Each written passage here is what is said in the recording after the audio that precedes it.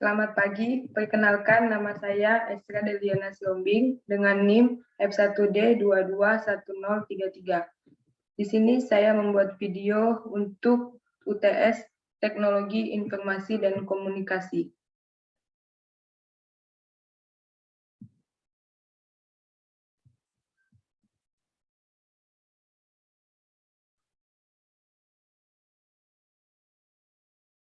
Baiklah, di sini saya pertama akan menjelaskan tentang masyarakat informasi, di mana information society atau masyarakat informasi adalah sebuah istilah yang digunakan untuk mendeskripsikan sebuah masyarakat dan sebuah ekonomi yang dapat membuat kemungkinan terbaik dalam menggunakan informasi dan teknologi komunikasi baru atau New Information and Communication Technologies.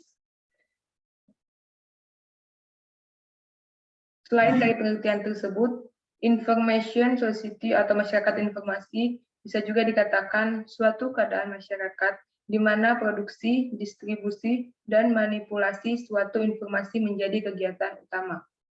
Masyarakat informasi juga dapat diartikan sebagai suatu masyarakat di mana kualitas hidup dan juga prospek perubahan sosial dan pembangunan ekonomi tergantung pada peningkatan dan pemanfaatan informasi.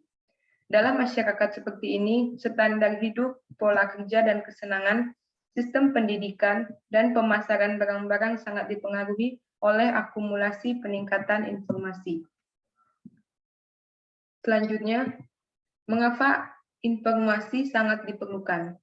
Di sini, informasi sangat diperlukan, dikarenakan semua itu penting untuk kita jadikan sebagai wawasan dan pengetahuan, serta dapat juga mengurangi risiko kegagalan kita dalam mengambil suatu keputusan. Jadi, informasi bagaikan nafas kita yang terus berhembus tanpa kenal waktu dan tempat, sehingga informasi sangat penting dalam kehidupan kita. Tanpa adanya informasi, kita tidak akan tahu apa saja yang ada di dunia ini, apa yang terjadi, apa yang baru-baru ini mungkin muncul di dunia ini. Nah, sebelumnya, teknologi itu apa sih? Ini saya akan menjelaskan apa itu teknologi. Teknologi itu alat untuk membantu menyelesaikan berbagai permasalahan dan pekerjaan manusia sehari-hari. Di mana teknologi ini termasuk keseluruhan sarana untuk menyediakan barang-barang yang diperlukan bagi kelangsungan dan kenyamanan hidup manusia. Penggunaan teknologi oleh manusia dimulai dengan perubahan sumber daya alam menjadi alat-alat sederhana. Teknologi informasi atau yang kita kenal dengan TI, atau dalam bahasa Inggris dikenal dengan istilah Information Technology atau IT. Adalah istilah umum untuk teknologi apapun yang membantu manusia dalam membuat, mengubah, menyimpan, mengomunikasikan, dan atau bisa dikatakan menyebarkan informasi.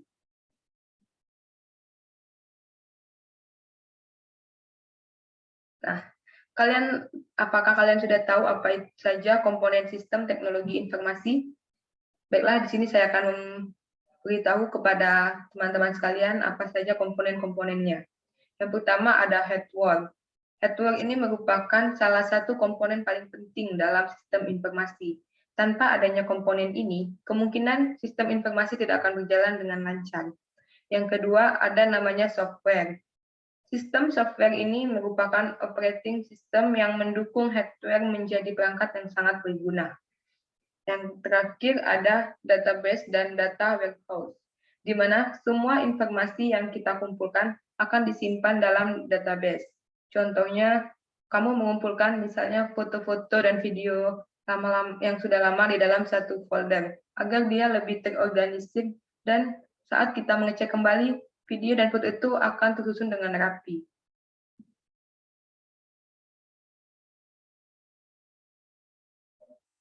Di dalam sistem informasi ini juga ada yang namanya perangkat keras.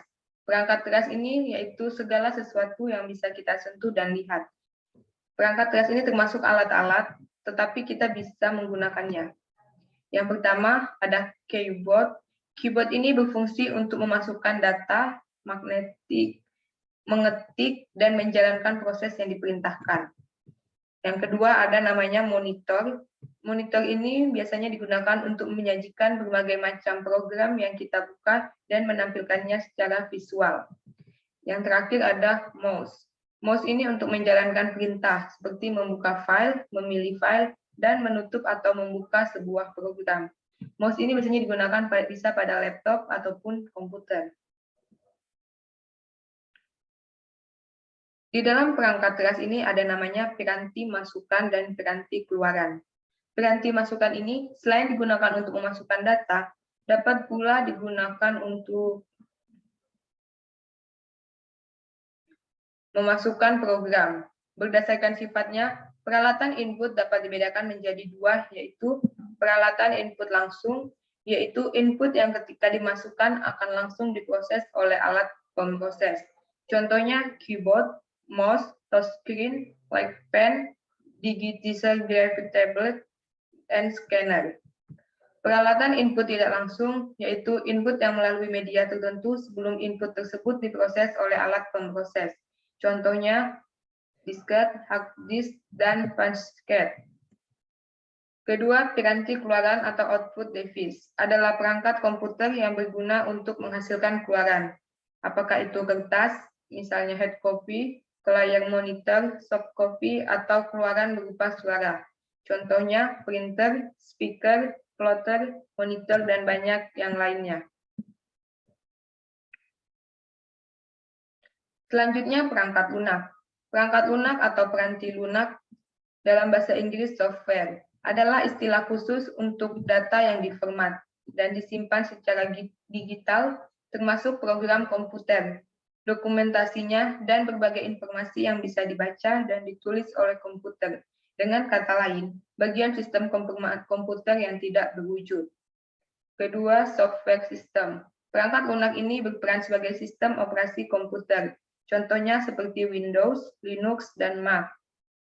Software browser. Sesuai namanya, software ini memiliki fungsi sebagai mesin pencari situs untuk mendapatkan berbagai informasi secara online.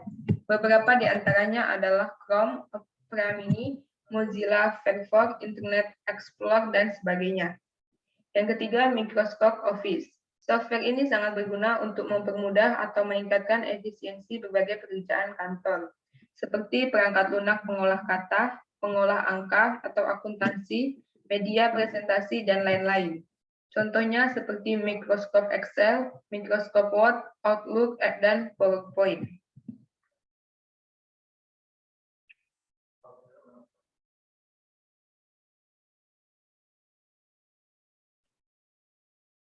Kita akan memasuki materi sistem operasi. Apa itu definisi sistem informasi? Menurut Hussein dan Wibowo 2006, sistem informasi adalah seperangkat komponen yang saling berhubungan yang berfungsi untuk mengumpulkan, memproses, menyimpan, dan mendistribusikan informasi. Apa fungsi dasar sistem informasi? Fungsinya yaitu mampu menganalisa dan meminimalisir terjadinya kerugian dari sisi ekonomi, memberikan aksesibilitas yang baik kepada pengguna. Sistem informasi memiliki tujuan, di mana tujuan utamanya untuk mengubah data mentah menjadi informasi yang berguna bagi suatu instansi atau organisasi.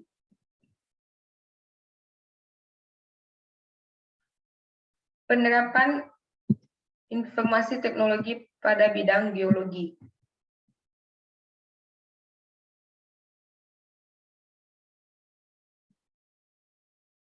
Pada bidang geologi, biasanya digunakan untuk membuat laporan, di mana pada kehidupan seorang mahasiswa geologi, laptop atau komputer sangat diperlukan untuk membuat berbagai macam laporan dengan bantuan aplikasi seperti Word. Yang kedua, untuk membuat Corel, di mana dalam membuat laporan, biasanya anak geologi membutuhkan gambar-gambar yang dijadikan sebagai hasil, dan dengan bantuan aplikasi Corel, hasil tersebut bisa dibuat.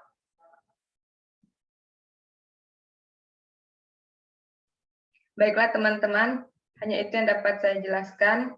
Terima kasih. Tetap semangat kuliah, apapun tantangan dan cobaannya. Ingat, kamu bisa lewati semuanya. Fighting!